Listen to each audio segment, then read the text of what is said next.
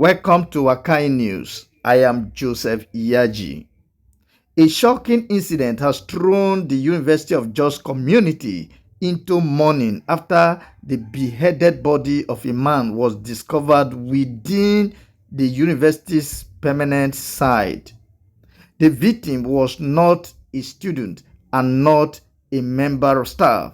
Yet the incident has raised serious questions about the security on Nigerian campuses. Who was the victim? Where did this happen?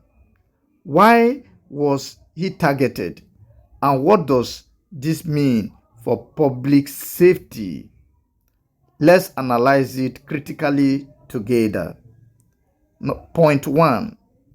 What really happened?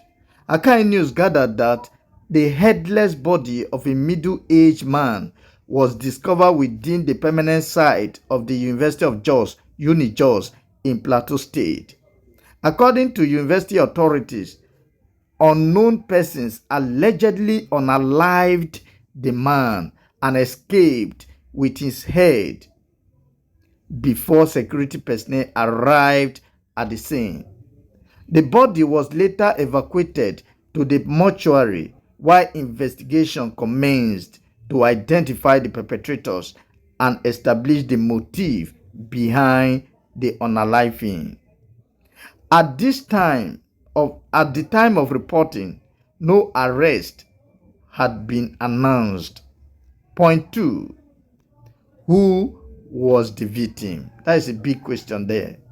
According to the university's chief security officer, Mr. Agama Tangni, the deceased was not a UNIJOS university student or employee. However, he was reportedly well known around the campus because he regularly visited the university's farmland for farming activities. This clarification is important because it helps separate the incident from rumors that students or lecturers were the victims. Point 3. Where and when did the incident happen?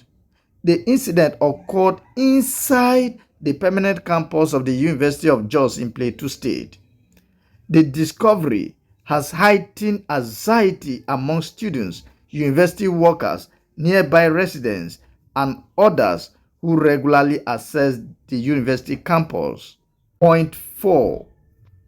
Why is this story important today? This tragedy is about more than one victim. It raises concerns about security in and around public institutions. Universities are expected to provide a safe environment not only for students and staff but also for visitors, contractors, and people who legitimately conduct activities within the campus. When such violent crime occurs in that environment, it naturally raises questions about surveillance, access control, and emergency response. Point 5.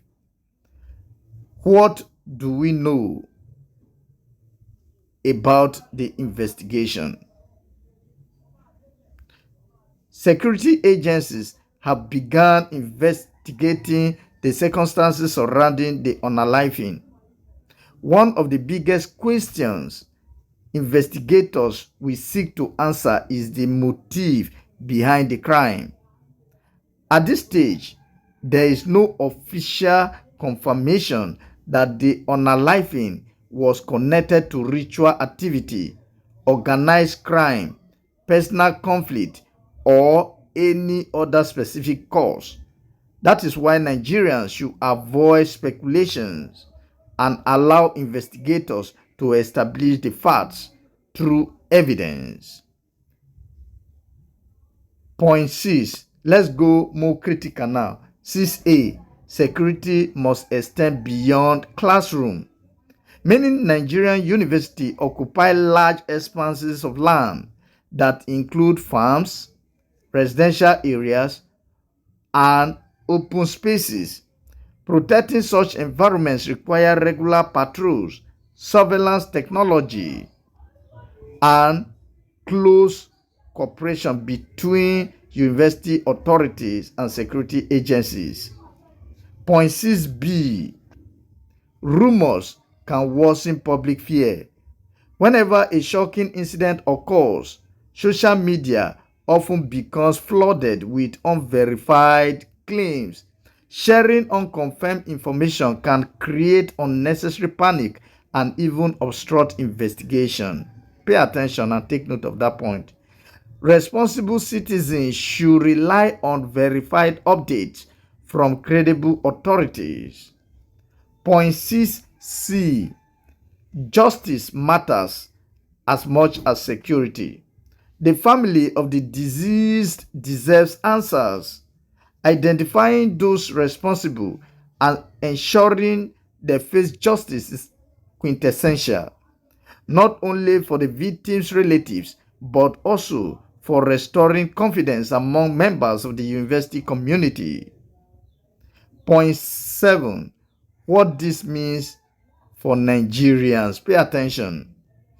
This incident is a reminder that security is everyone's responsibility.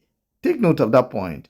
Communities should report suspicious movements, while institutions should continue strengthening security measures to protect lives and property.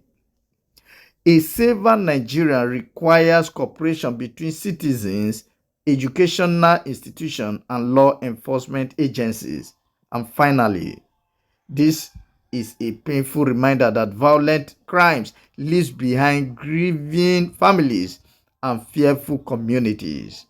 As investigations continue, Nigerians should support lawful efforts to uncover the truth while avoiding conclusions that are not supported by empirical evidence.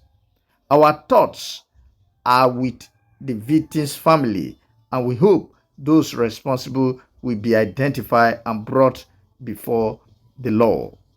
And to my viewers and listeners, what do you think about this report? Do you think Nigerian universities need stronger security systems, including more surveillance and tighter access control? Or should greater attention be given to securing the communities surrounding university campuses? I want you to share your opinion, your idea using the comment section below. And if you found this analysis informative, please don't forget to like, share, and subscribe to Akahi News. Pay attention. For full dose of this story and more other exclusive news analysis, please visit akahinews.org. Thank you for watching. I am Joseph Iyaji.